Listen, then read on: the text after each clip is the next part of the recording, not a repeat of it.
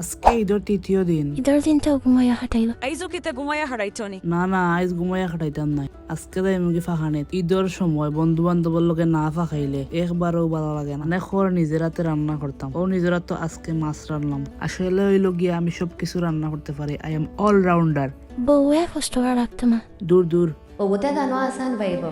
দেখত নিয়ন্তাই ঈদ মাসকে দাও তো সিন। ইয়া মুই ভুলি গেছি মামুরনো জাদুর মুড়ি চাটনির দাওয়াত। তো hello everyone, welcome to my new blog. আজকে ইমরান মামুরনো দাওয়াত আছিল।